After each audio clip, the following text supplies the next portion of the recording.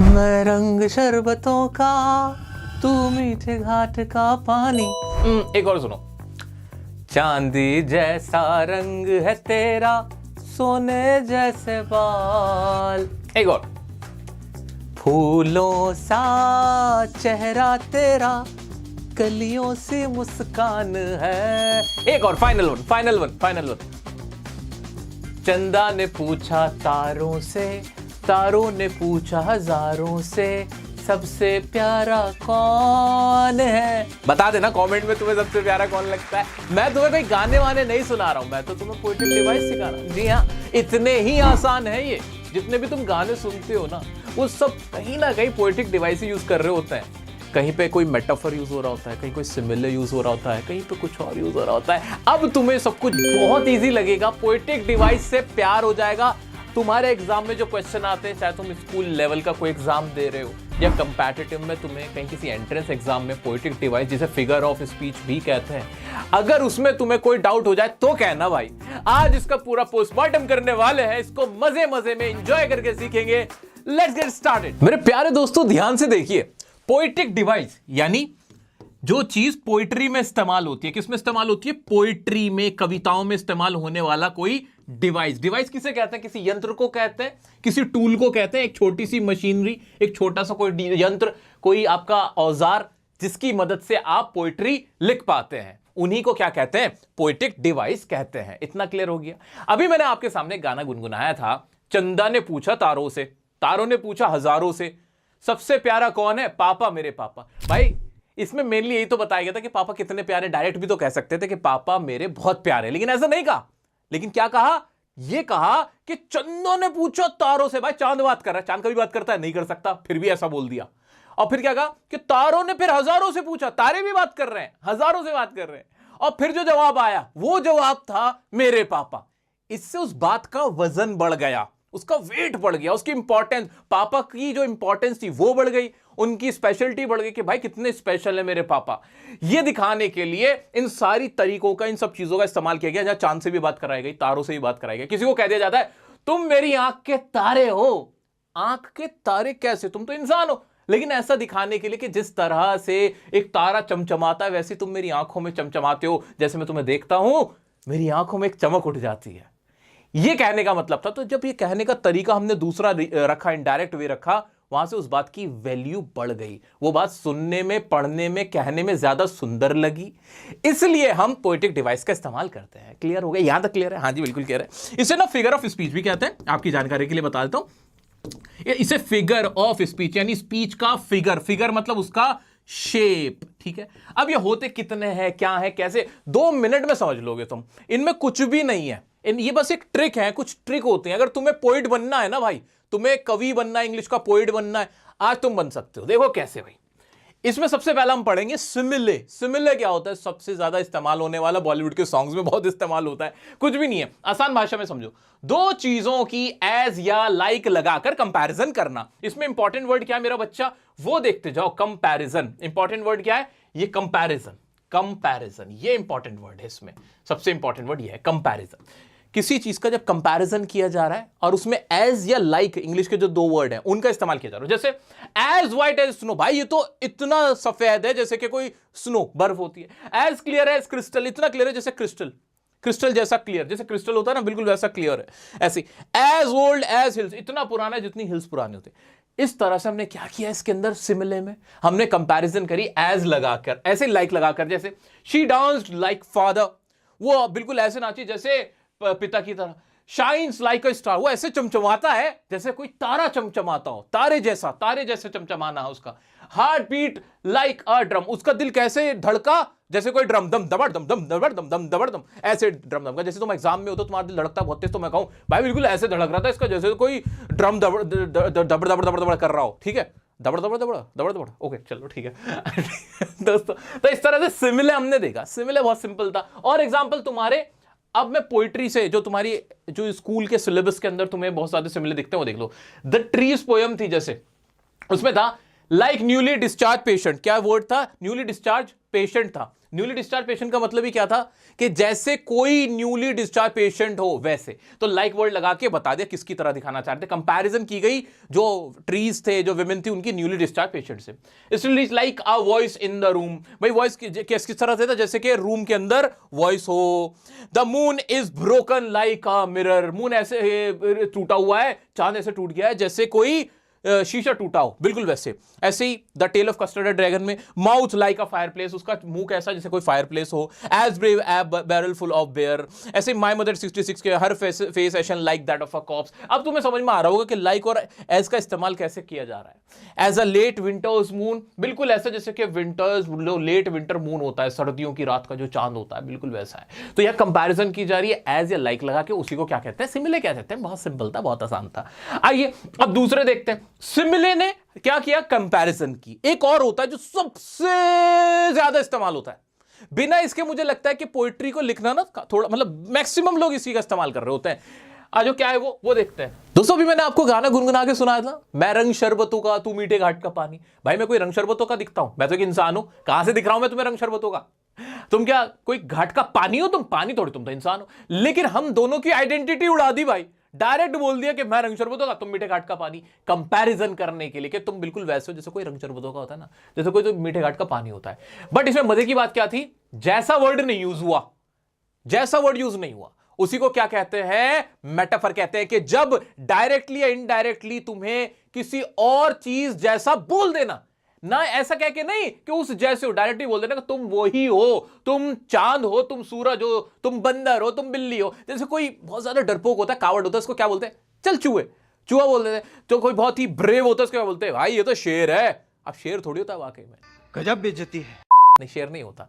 तो इस तरह की कंपैरिजन जिसमें ना एज लगे ना लाइक लगे, जिसका वर्ड कुछ और लिखा हुआ है लेकिन उसकी कंपैरिजन, उसका जो मीनिंग है वो कुछ और निकल रहा हो, तो उसको क्या कहते हैं? उसको कहते हैं मेटाफर। मैं भी समझाऊंगा, तुम टेंशन मत लो, पहले मोटा माटी समझते हैं।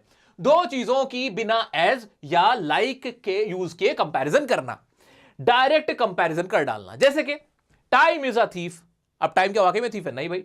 यू आर माई स्टार, तुम मेरे स्टार हो। डायरेक्ट ही बोल दिया तुम स्टार जैसे हो, ऐसे नहीं कहा, डायरेक्ट कहा कि तुम मेरे स्टार हो। ऐसे ही इज अ लायन, अभी हमने देखा था कि वो एक शेर है। शेर थोड़ी, यानी शेर जैसा है, बहुत बहादुर आदमी था, बहुत अच्छा था। मैंने डायरेक्ट उसको क्या एडजेक्टिव दे दिया कि he is a lion, she is a lion, ऐसे बोल दिया मैंने।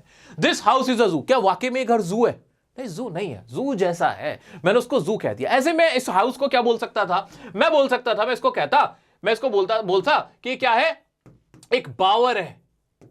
एक बावर है, बावर बोलते हैं गार्डन का एक कोना, छोटा है, जो छोटा सा हिस्सा होता है कोना गार्डन का, किसी बागीचे का। मैं इसको ये भी डायरेक्ट बोल सकता था। अब बावर, अपने घर को मैं बावर बोल रहा हूं, तो ये क्या है?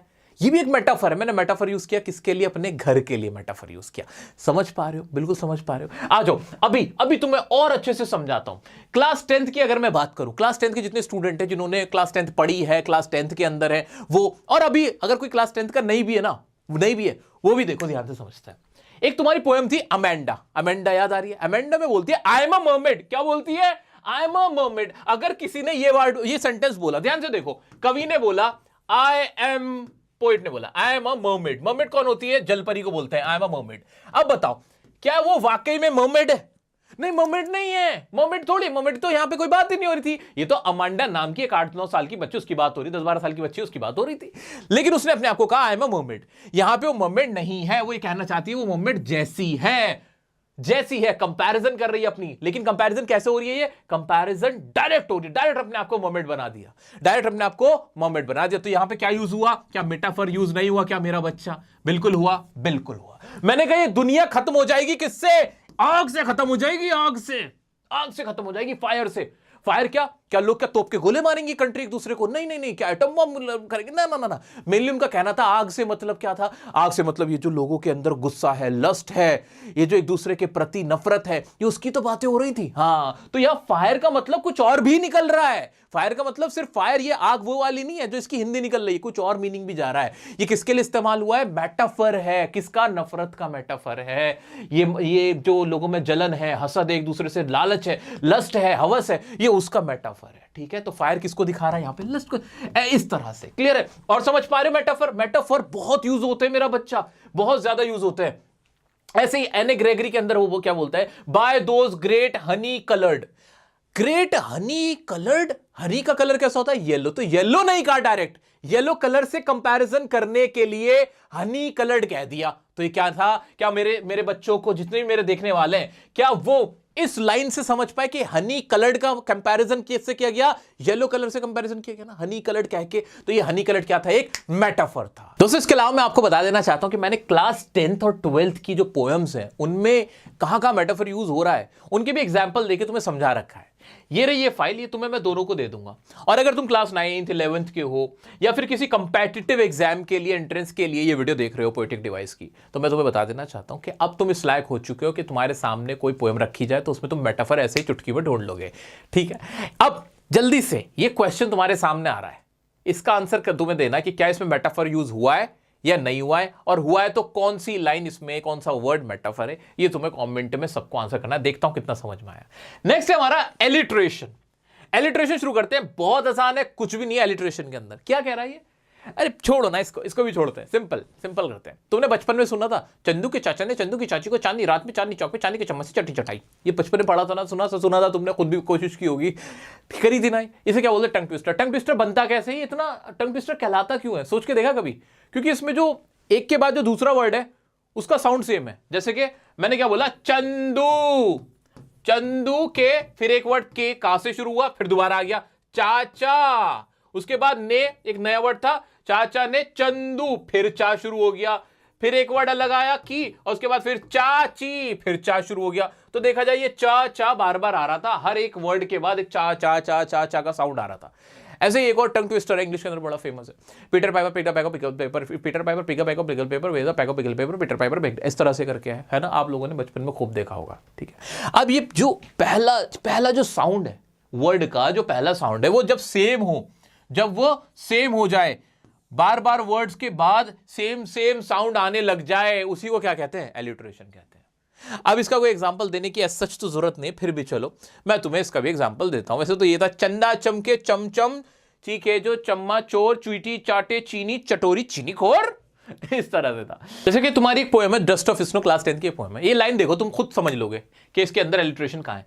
हैज गिवन माई हार्ट, देखो हा की आवाज आई, तो ये हैज और हर्ट क्या हो गया? एक एलिट्रेशन इस्तेमाल हो रहा था यहां पे। ऐसे change of mood and saved some, तो स इसमें भी स बार बार आया, तो ये क्या हो गया? ये एक एलिट्रेशन था। आ जाते हैं और देख लेते हैं। सम से, तो बार बार साफ फिर से इसमें यूज हो रहा था, जो कि हमें दिख रहा था। तो बहुत सिंपल सा होता है, बहुत ज्यादा इसके अंदर देखने की जरूरत नहीं पड़ती। जब भी तुम देखो कि कोई भी दो वर्ड और उनकी शुरुआत का जो साउंड है वो सेम आ रहा हो, तो समझ लेना वो क्या है? वो एक एलिट्रेशन है। बहुत आसान सा होता है। जैसे stop that slouching and sit up straight, तो स देखो, स्टॉप, स्लाउचिंग, सिट, स्ट्रेट, इन सब का ही जो पहला अक्षर था, पहला लेटर था, उसका साउंड सेम था, इसलिए क्या कहलाएगा? एक एलिट्रेशन कहलाएगा। बहुत क्लियर था? हाँ जी, बहुत क्लियर था। इस तरह के अब कोई भी एलिट्रेशन तुम्हारे सामने आ जाए, भाई साहब चूकना मत। अब बढ़ते हैं हमारे नेक्स्ट पोएटिक डिवाइस पे, जिसका नाम है हाइपर हो जाना, हाइपरबली। बहुत आसान है, इसके नाम से ही पता चल रहा है कि जब किसी चीज को ना बहुत ज्यादा बड़ा चढ़ा के बोल देना, मतलब कुछ ज्यादा ही नहीं हो जाता, कह रहे कुछ ज्यादा नहीं हो गया, कुछ ज्यादा नहीं हो गया। बिल्कुल वैसा ही। जैसे मुझे इतनी भूख लग रही है कि मैं एक घोड़ा खा जाऊंगा। अरे भाई, मैं तुमसे इतना प्यार करता हूं, मैं तुम्हारे लिए चांद को नीचे उतार के, उसको तोड़कर, उसकी एक अंगूठी बना के तुम्हारी उंगली में पहनाऊंगा। इस तरह के जो फजूल की बात है, बिल्कुल बेकार की बात है, वो वाली। ठीक है, तो उनको क्या बोलते हैं? हाइपरबली बोलते हैं। और ये इस्तेमाल होती है पोएम के अंदर, पोइट्री के अंदर बहुत इस्तेमाल होती है। कैसे? आओ जी देखेंगे। जरूरत से ज्यादा बढ़ा चढ़ाकर चीजों को कहना, जिससे उस बात पर जोर डाला जा सके, उसकी इंपॉर्टेंस बताई जा सके, उसी को क्या कहते हैं? हाइपरबली। जैसे I haven't seen you in ages, भाई मैंने तो तुम्हें, एक उम्र हो गई तुम से मिले हुए, जबकि मिले हुए 2 दिन ही हुए थे, ऐसे ही ना मिले हुए। I was dying of laughter, भाई उस दिन तो मुझे बहुत हंसी आई, मैं तो मर रहा था, इतना हंसा कि मैं तो मर ही गया था, हंसते हंसते मर गया था। अरे मर थोड़ी जाता है कोई हंसते हंसते। I can eat a horse, भाई मैं तो एक घोड़ा खा जाऊंगा। भाई घोड़ा वाकई में नहीं खा जाऊंगा, बस वो कह रहा है, बातें बना रहा है, करेगा कुछ नहीं ऐसा। ठीक है, जैसे एग्जैजरेशन, हाइपरबोली क्या? अ जॉय फॉर एवर, एक ऐसा जॉय जो हमेशा के लिए कोई जॉय थोड़ी होता है। लेकिन थिंग ऑफ ब्यूटी नाम की पोएम में लाइन लिख दी, अ जॉय फॉर एवर, जो हमेशा के लिए मजा। हमेशा का मजा तो कहीं भी नहीं होता, हमेशा तो मजा नहीं होता ना, दिल भर जाता है भाई, लोगों से भी और चीजों से भी। लग आ जाओ। आन जेनिफर टाइगर्स में aunt fingers are so terrified that they can hardly pull the needle, कि उनकी उंगलियां इतनी ज्यादा डरी हुई थी कि वो उनसे एक सुई तक नहीं उठ रही थी। सुई क्यों नहीं उठेगी यार, सुई तो कोई भी उठा लेता है, जब कोई बहुत ही बूढ़ा भी होता है वो भी उठा लेता है, थोड़ी सी ताकत तो चाहिए होती, सुई का वजन ही कितना होता है। लेकिन इस बात में क्या था, ये दिखाने के लिए कि वो कितनी कमजोर हो गई हैं, उनकी कमजोरी दिखाने के लिए ये वर्ड, ये फ्रेज यूज किया गया है। क्लियर है? तो हाइपरबोली समझ के सर, बिल्कुल समझ के, जहां भी लगेगा कि किसी वर्ड या फ्रेज से या किसी लाइन से हमें लग रहा है कि बहुत बड़ा चढ़ाकर किसी चीज को दिखाया जा रहा है, वो क्या कहलाएगी? हाइपरबोली। अभी तक हमने क्या पढ़ा? हमने सिमिले देखा, हमने मेटाफर देखा, हमने एलिट्रेशन देखा और हमने हाइपरबोली देखा। अब बढ़ते हमारे नेक्स्ट हमारे पोएटिक डिवाइस की तरफ। दोस्तों अभी हमने पढ़ा था एलिट्रेशन, राइट?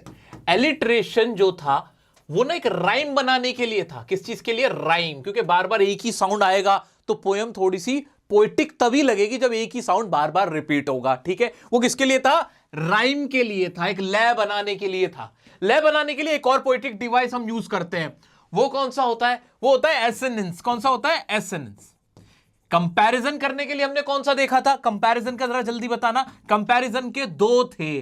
कौन कौन से दो थे? एक तो सिमिले था और एक मेटाफर था, जिसमें मेटाफर सबसे इंपॉर्टेंट है, सबसे ज्यादा इस्तेमाल होता है। ठीक है? फिर हमने एक हाइपरबोली देखा। हाइपरबोली का क्या यूज हो रहा था एक पोएम के अंदर? वो बात की इंपॉर्टेंस बता रही थी, उसका राइम से लेना देना नहीं था। लेकिन अब जो हम पढ़ रहे हैं वो राइम, लय बनाएगा। अब पोएट्री की अगर लय बन जाए तो तभी तो पोएट्री लगेगी, मानते हो कि नहीं? कविता तभी बनेगी। तो एसोनेंस में क्या होता है जरा देख लेते हैं। एसोनेंस का मतलब होता है सेम वोवेल। वोवेल क्या होते हैं? ए ई आई ओ यू, ये वोवेल होते हैं, ये आवाजें होती हैं, आ ई ए ओ उ, ये आवाजें होती हैं। इस साउंड को आसपास के वर्ड्स में रिपीट होना, इस साउंड्स का आसपास के वर्ड्स में रिपीट होना। कैसे रिपीट होना? जैसे मैं बताता हूं, the rain in Spain stays mainly. अब इसमें कुछ तुम्हें लग रहा है कि कुछ यार लय सी बन रही है, the rain in Spain stays mainly in the plain, कुछ लग रहा है ऐसे। दूसरा देखते हैं हम, soon the moon will shoot its light, soon the moon will shoot। कुछ लग रहा है कि एक लय बन रही है, एक अलग ही ऊ की आवाज आई, ऐसे एन की आवाज आई।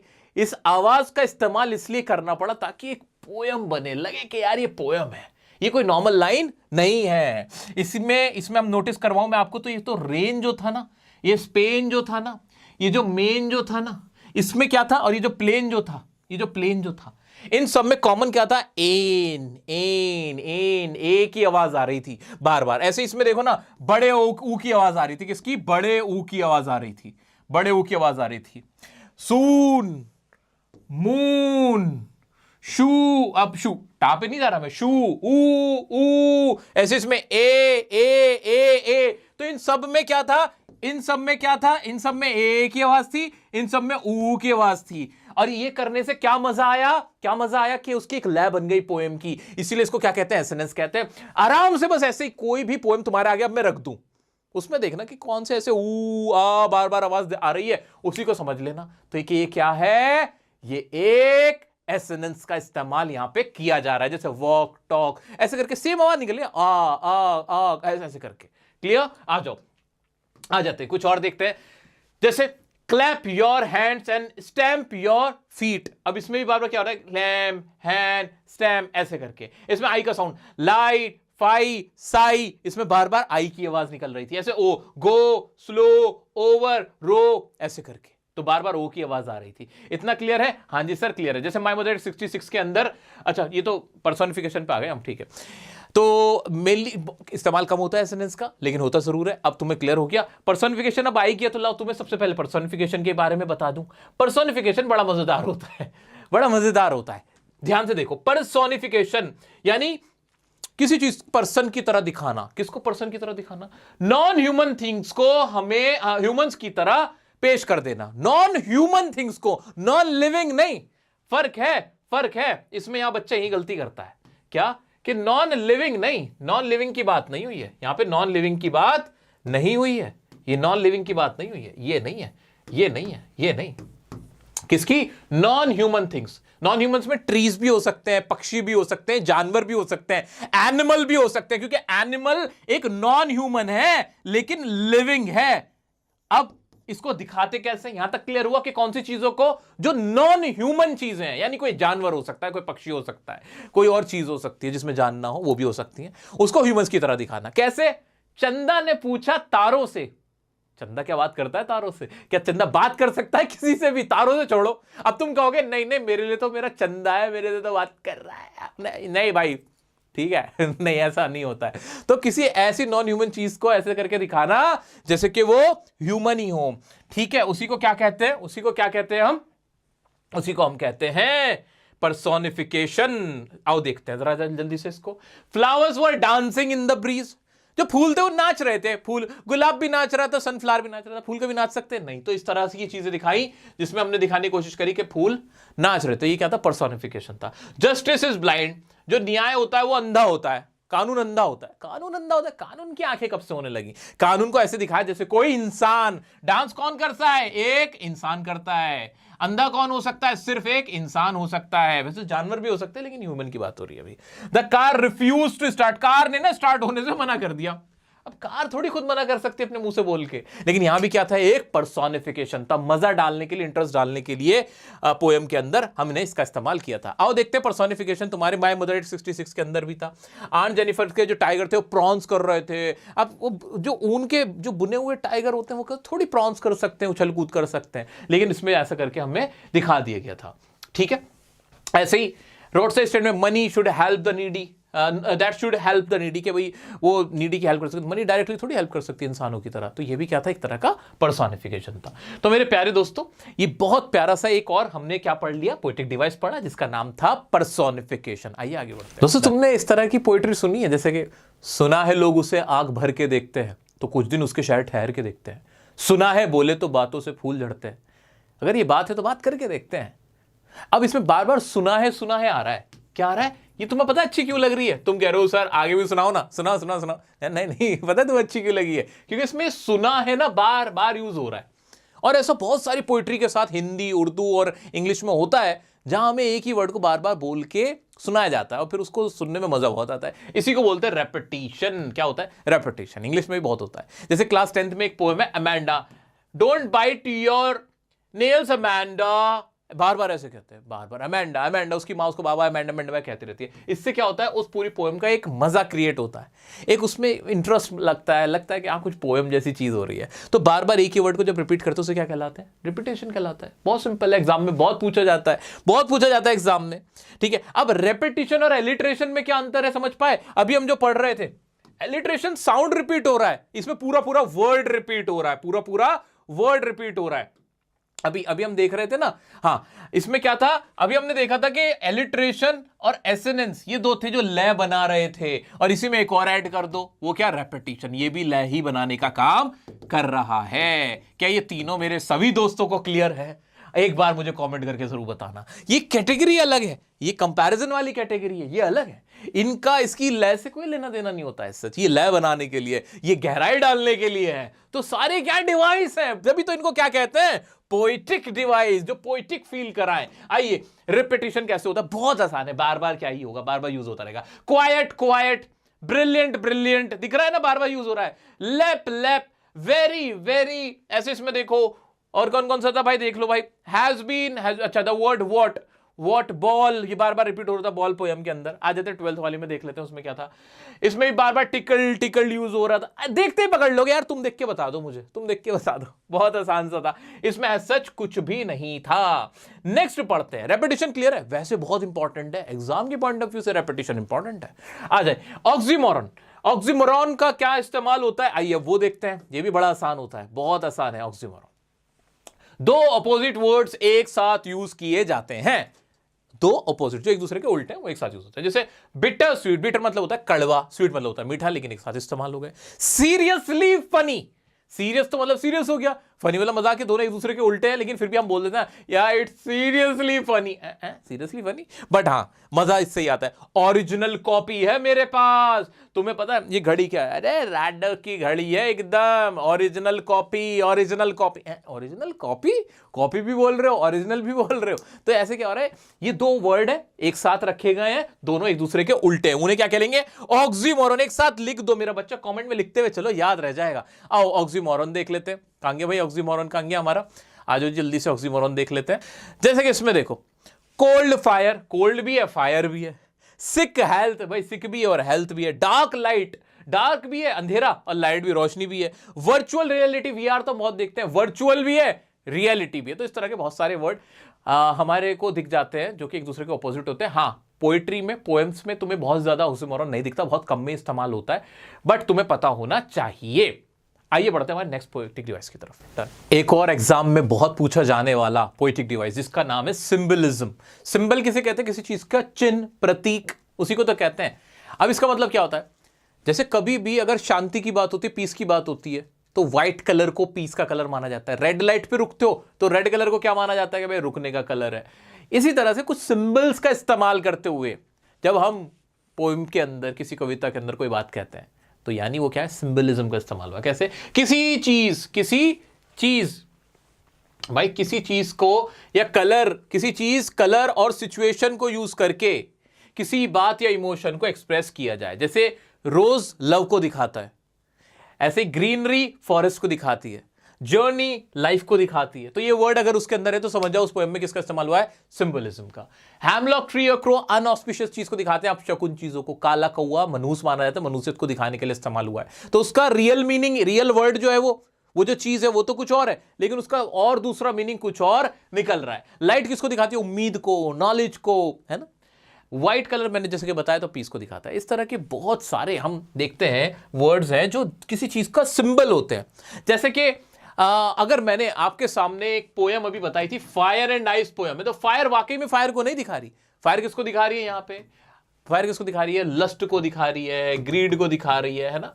ऐसे आइस, आइस बर्फ को थोड़ी दिखा रही है, आइस बर्फ को थोड़ी दिखा रही है। उसका रियल मीनिंग तो, लिटरल मीनिंग तो बर्फ है, लेकिन आइस का कुछ और। ये सिंबल है, किस चीज का सिंबल है? आइस। आइस जो मन में लोगों के क्या है? ग्रजेस भरे हुए हैं, इंडिफरेंसेस हैं, उसको भी तो दिखा रहे ना। तो यहां पे फायर और आइस क्या है? ये सिंबल थे पोएम के अंदर। क्या थे? सिंबल थे। बहुत सारे लोग सिंबल और किस में कंफ्यूज होंगे?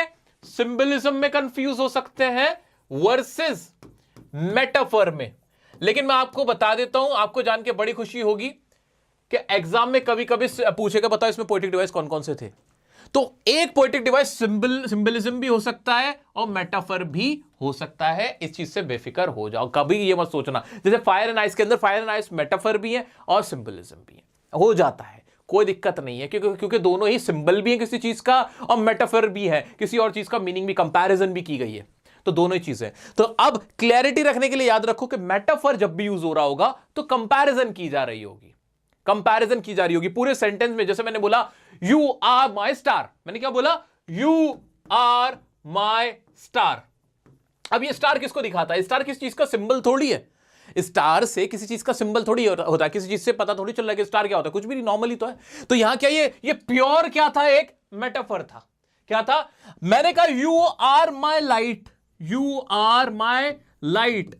लाइट, लेकिन हम जानते हैं कि लाइट एक होप का सिंबल है। किसका? होप का सिंबल, एक तरह का झंडा मान लो कि जहां किसी चीज का झंडा दिखा दिया जाए समझ लो वो सिंबलिज्म है। तो होप, लाइट का कुछ और भी मीनिंग निकल रहा है, हाँ। स्टार का कुछ और भी मीनिंग निकल रहा है, नहीं नहीं नहीं, कोई और मीनिंग नहीं निकलता। तो ये तो ट्रूली एक प्योरली मेटाफर था। ये क्या था? एक होप भी था, तो साथ में मैंने इसको क्या मान लिया? मैंने इसको सिंबलिज्म मान लिया। ठीक है, ये मेटाफर नहीं, यहां पे क्या है अभी? क्या कहते हैं? सिंबलिज्म है, लाइट जो वर्ड यूज हुआ। ठीक है, लेकिन अगर पूरा होली देखा जाए यू आर माई लाइट, तो ये एक मेटाफर भी है। ठीक है, तो दोनों चीजें हो गई, मेटाफर भी हो गया और एक ये सिंबलिज्म भी हो गया। एग्जाम में वैसे तो कंफ्यूज करने के लिए कभी करेगा नहीं, अगर कर दे तो तुम कंफ्यूज हो मत जाना। मेटाफर क्यों है समझ में आ गया? क्योंकि कंपैरिजन की गई है लाइट से कि तुम मेरे लाइट की तरह हो। और दूसरी बात, ये लाइट वर्ड अपने आप में एक सिंबल है होप का, इसलिए ये एक सिंबलिज्म भी है। वाह, तालियां पीट लो अब तो अपने आप के लिए यार, क्या क्लैरिटी हुई है अब हमें सिंबलिज्म की और मेटाफर की। तो दोनों ही हैं ये चीज, इस तरह से समझ लेंगे। ठीक है, आइए बढ़ते हैं हमारे नेक्स्ट पोएटिक डिवाइस की तरफ। तो सर अब हम पढ़ रहे हैं इमेजरी को। इमेजरी जैसे इमेज, किसी की इमेज, सुनने वाले के दिमाग में जब इमेज एकदम बन जाए। जैसे मैंने तुमसे कहा कि कल चांद एकदम चमक रहा था, जैसे कोई बर्फ की चादर उस पर ढकी हुई हो और उसकी रोशनी मेरे चेहरे पर खिलखिला रही थी। अब इससे ना तुम्हारे दिमाग में एक इमेजिनेशन बन रही है ना, बिल्कुल वैसे। तो जब कोई ऐसी लाइन यूज की जाए जिससे सुनने वाले के दिमाग में इमेज बननी शुरू हो जाए, उसको बोलते हैं इमेजरी। अब आप कहोगे कि यार ये तो सब में ही बन सकती है, हाँ, तो मोस्टली में बनती है, पोइट का काम ही ये होता है, जब तुम आए मुझे ऐसा लगा जैसे हवाएं तेज चलने लगी हो, आसमान से बारिश होने लगी हो, फूल खिलखिला उठे हो, उनकी खुशबू मेरे कानों में, मेरी आंखों में, खुशबू कानों में थोड़ी नाक में जाती ना, नाक में जाने लगी। ठीक है, अब मैं इतना अच्छा पोइट होता फिर पोइट ना होता क्या मैं? हाँ, तुम लोग मेरे पे हंसना मत। ठीक है, तो इमेजरी का मतलब क्या होता है? रीडर के माइंड में पिक्चर बन जाए, और पिक्चर बन कैसे जाए मेरा बच्चा, वो भी देख लो। पिक्चर बनाने के लिए जरूरी क्या होता है कि जो हमारे 5 सेंसेस होते हैं ना, उनमें से किसी सेंस को हम फील करा दें, तो वो क्या होती है पिक्चर के। ऐसा लगेगा कुछ सूंघ, मैंने कहा कि खुशबुओं की महक से पूरा आंगन महक रहा था, तो अब तुम्हें दिमाग में ना जो गुलाब की खुशबू तो दिमाग में आ जाएगी। हाँ यार, हाँ ऐसे ही तेज धूप थी तो तेज धूप तुम्हें एकदम धूप महसूस होने लगेगी। तो ये किसी भी अंदाज में सूंघ कर महसूस करके स्किन के ऊपर, या देखने के बाद देख कर, जो भी 5 सेंसेस होते हैं, तुम अगर उससे कुछ दिमाग में किसी को सुचवा पाते हो तो वो इमेजरी का इस्तेमाल करते हो। जैसे sweet Apple juice drip down हर फिंगर्स, मीठा जूस था वो उसके हाथ से क्या हो गया, एकदम टपकने लगा, तो तुम्हें दिमाग में एकदम महसूस होने लगा ना कि हाथ में कुछ टपक रहा है, तो दिमाग में एक सिचुएशन बन गई।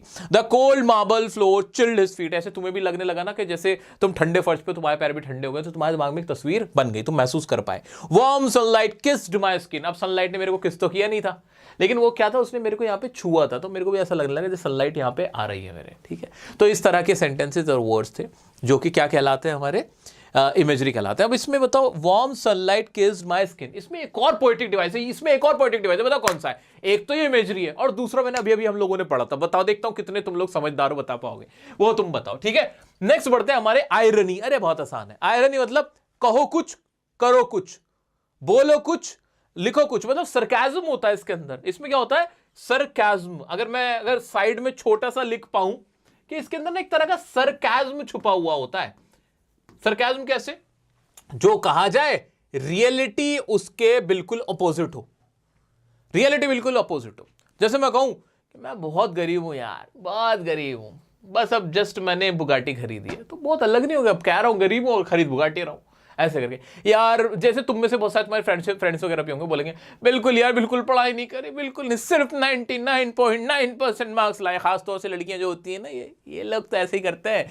तुम लोग जितने नंबर लेके आते हो उतने में 3 लड़के ना पास हो जाते हैं। यही होता है।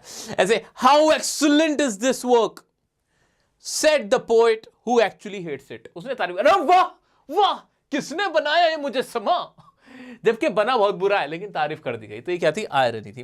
व्हाट अ प्लेजेंट डे, बहुत गर्मी है, पसीनों में बुरा हाल है, बोले व्हाट अ प्लेजेंट डे, तो इसमें भी क्या एक आयरनी है। ऐसे ही तुमने एक चैप्टर पढ़ा था, क्लास 12th में पढ़ोगे तुम, साहिब आलम का। वो कहते हैं क्या नाम है तुम्हारा? साहिब आलम। ये पूरी दुनिया का जो राजा होता है उसको बोलते हैं साहिब आलम, लेकिन है वो क्या? एक रेग पिकर। तो ये क्या था? ये एक आयरनी थी। तो आयरनी ऐसे वर्ड्स का इस्तेमाल करना, ऐसी बात को बोलना जो एक दूसरे के बिल्कुल अपने आप में ही अपोजिट हो। ठीक है, क्लियर हो गया? आयरनी भी हमने पढ़ लिया। ठीक है जी दोस्तों, ये बड़ा मजेदार है, इसको बोलते हैं एल्यूजन। एल्यूजन का मतलब क्या होता है?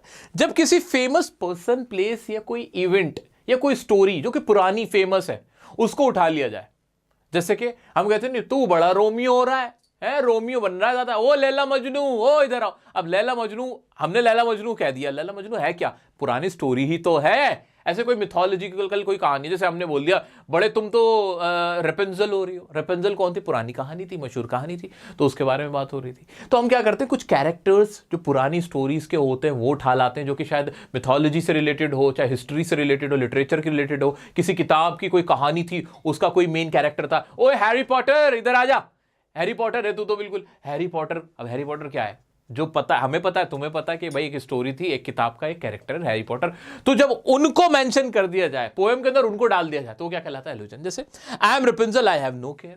अब रेपेंजल कौन है? रेपेंजल एक पुरानी मशहूर कहानी, मिथोलॉजी कहानी, रियल नहीं है, मिथोलॉजी से रिलेटेड है। लोगों की मान्यता है कि रेपेंजल ऐसी रही होगी। ठीक है, लोग ऐसी कहानी गढ़ते हैं। तो रेपेंजल एक कैरेक्टर है, उसका जिक्र कर दिया गया इसमें। ऐसे ही, this pasta is my Achilles heel. Achilles एक बहुत ताकतवर एक किंग रहा था, एक लीडर रहा था, जिसकी ना एक एंकल खराब थी, वैसे वो बड़ा ताकतवर था, तो वहां पे उसका नाम, यहाँ पे अकिलीज का नाम यूज कर लिया। ठीक है, you are such a Scrooge.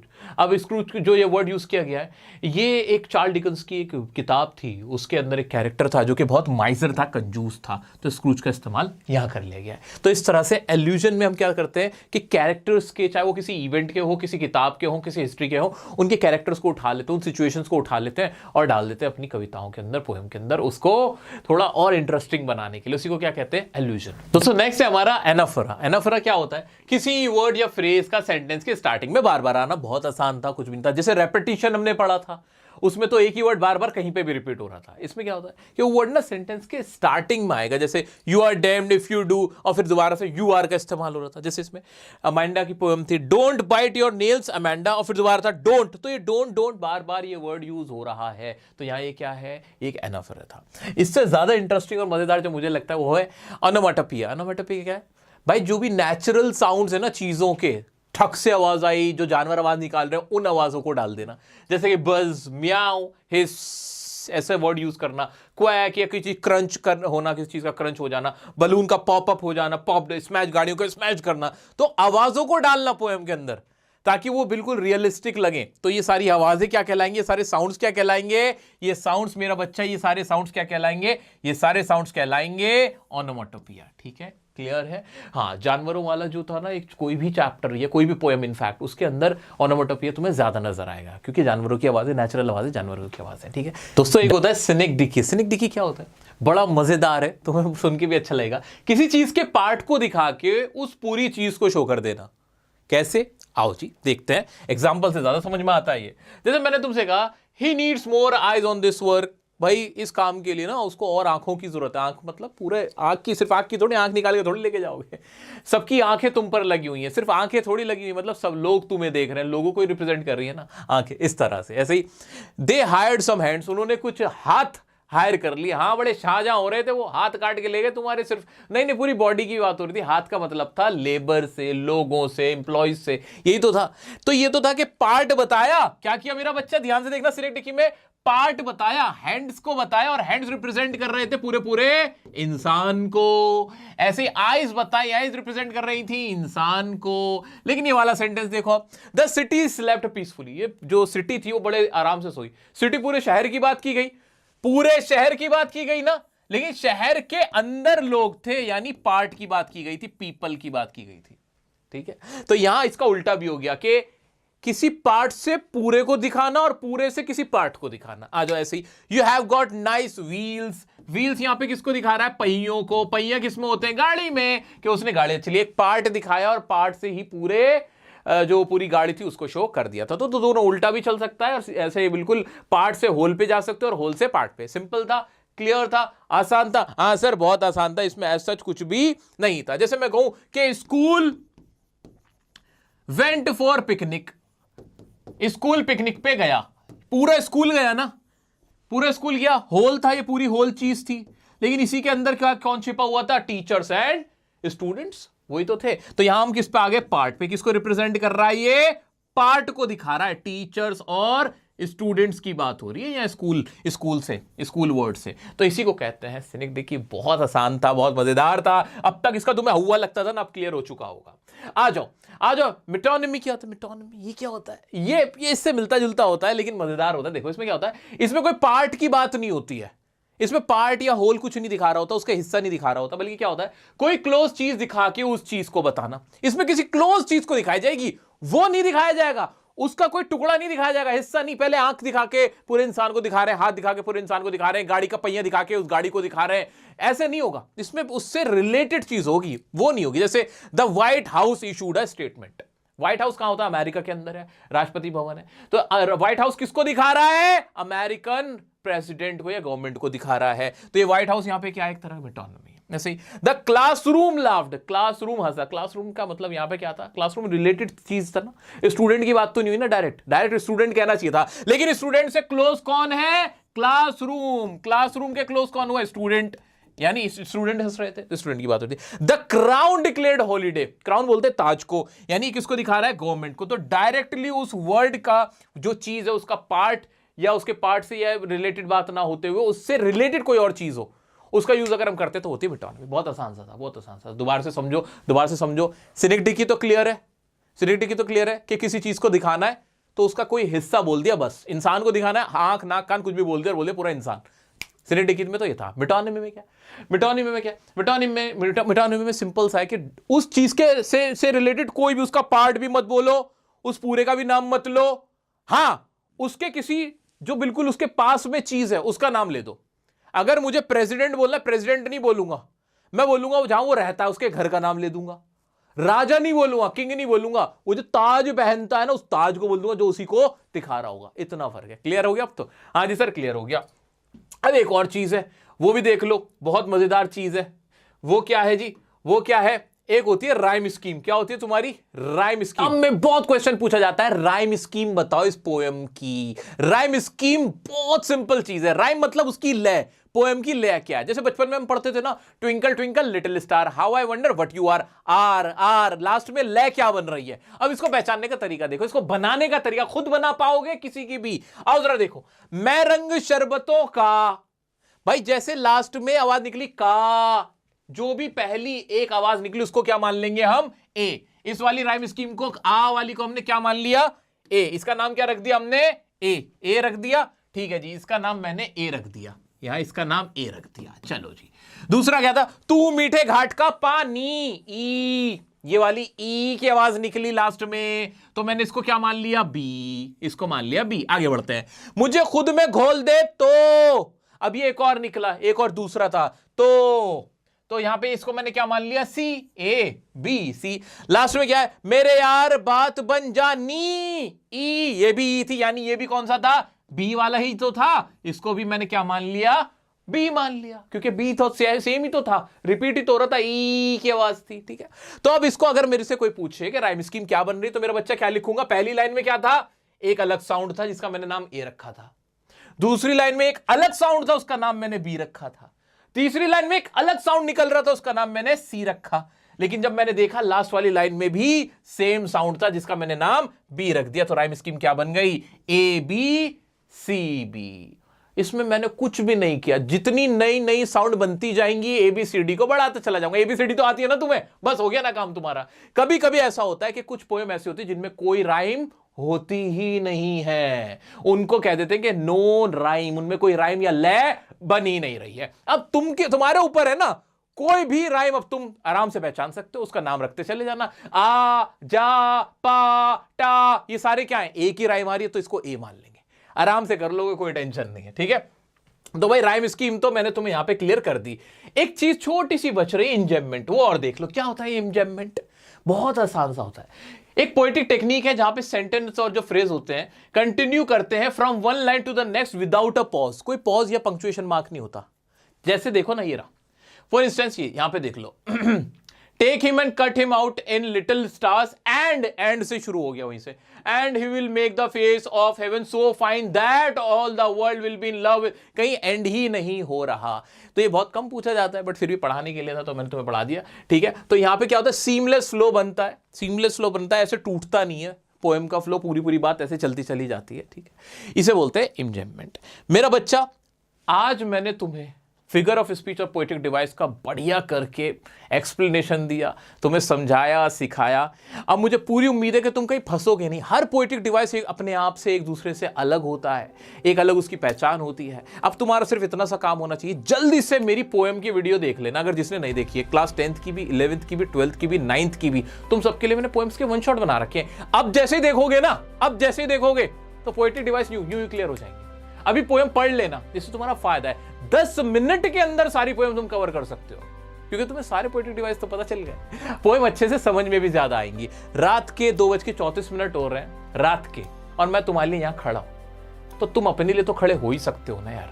अब एग्जाम आ रहे हैं, एग्जाम में यार थोड़ी सी एक एक्स्ट्रा मेहनत कर लोगे ना, तुम्हारी जो किस्मत है वो अपने आप बदल जाएगी। थोड़ा सा खुद के लिए उठ जाओ, थोड़ी सी मेहनत कर लो। अब मैं तुम्हारे लिए लाइव क्लासेस शुरू कर ही चुका हूं, तुम जैसा कि जानते हो 10th के लिए भी, 12th के लिए भी, 11th के लिए भी चल रहे हैं, सबके लिए क्लासेस चल रहे हैं। एक बार देख लोगे तो इंग्लिश में कहीं तुम्हें कोई टेंशन नहीं होगी। तुम्हें मेरी आज की ये वीडियो कैसी लगी, चाहे तुम कोई भी स्टूडेंट हो, जरूर मुझे कमेंट करके बताना। इंस्टाग्राम पे कनेक्ट हो सकते हो। पसंद आई हो ना वीडियो यार, लाइक जरूर करना है। अच्छा, एक बार को लाइक भी ना करो मत करो, नहीं बताना जरूर यार। मैं चाहता हूं कि हम इकलौते ऐसे हैं जो आज इस एजुकेशन इंडस्ट्री के अंदर बिना किसी से कोई पेड कोर्स का पैसा लिए किसी को कोर्स बेचे, जनता के लिए काम कर रहे, बच्चों के लिए काम कर रहे हैं, देश के लिए काम कर रहे हैं। तो मैं चाहता हूं कि मुझे भी मोटिवेशन चाहिए, वो मेरा मोटिवेशन तुम हो, तुम्हारे वो कमेंट्स हैं जो मुझे हिम्मत देते हैं, ताकत देते हैं कि मैं खड़ा रह पाता हूं इस तूफान के अंदर भी, जहां सब लोग पैसे के पीछे भाग रहे हैं। दोस्तों, thank you so much for your love, for your time. Thanks for watching. Love you all.